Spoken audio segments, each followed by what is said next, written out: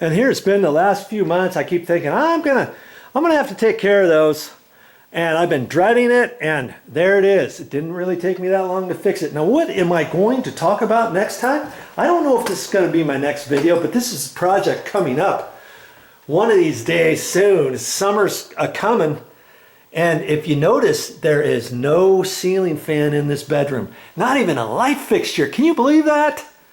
So that's going to be an upcoming project. I got to put a ceiling fan up there. Now how am I going to do that? Well, I've got to get up in the attic. Unfortunately, I can get up in the attic over here, and I'm going to come down to here. Look at that. There's only one light switch in here, and that light switch the wires go over there and control the lights by the bed. So I know there's no wire that goes up here, obviously, because there's no light fixture up there. So what do you suppose I'm going to do? If you've been watching some of my videos, how would you install a ceiling fan in this room?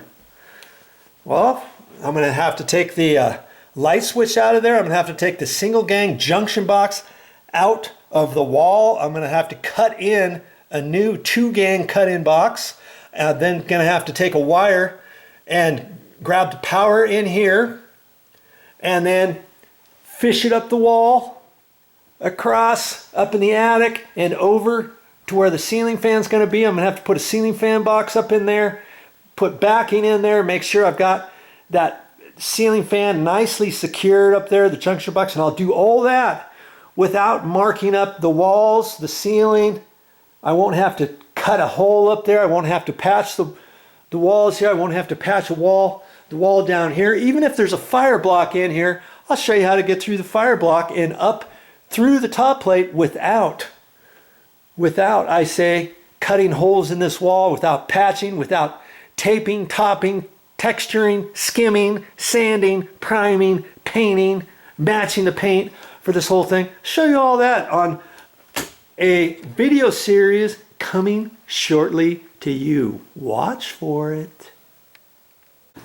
There's one more thing I want to answer, because your question was probably, Joe, this is an interior wall. We saw that. You're not slick. Usually there's only fire blocks on an exterior wall, and here's an exterior wall over here, and I'm sure there's fire blocks in this wall. But you know why I think there's probably fire blocks in this interior wall?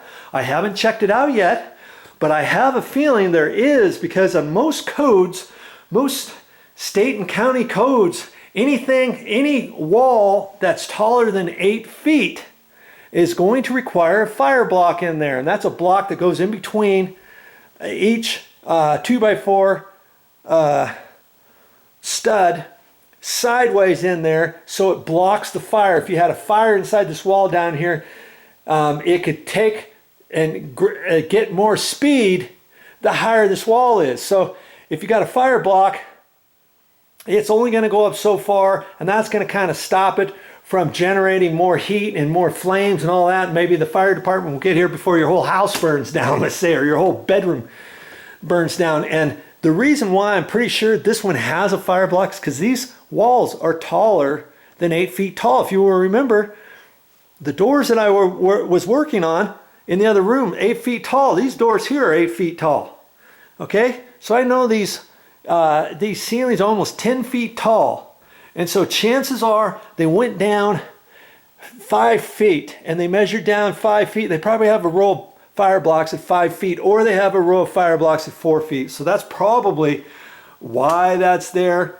And I was stressing out a little bit about that, because I was like, okay, once I cut that out, it'd be easy enough to fish a wire, drill a hole from the attic up here, drill a hole down there, fish the wire down here, boom, boom, boom, boom, boom, boom, boom, reach my hand in there, because I'm going to have, remember, I'll have a 2-gang box there that's going to be open. I can reach my hand in there, feel around. The next 2x4 is probably over in here, so this whole bay, I could reach my hand in there and grab and pull the wire out. But if there's a fire block, let's say there's a fire block right there, how on earth am I going to, if I fish the wire down from the top down or from the bottom up, trying to fish the hole way up high here or something like that, either way, I'm going to hit the fire block.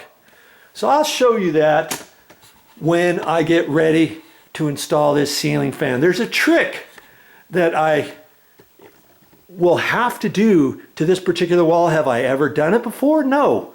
Do I think I can do it? Yes, because I've got the right drill bit for that. Okay? And so that's going to be something else I'll show you on that video series when I get ready to install a ceiling fan in this room. No problem.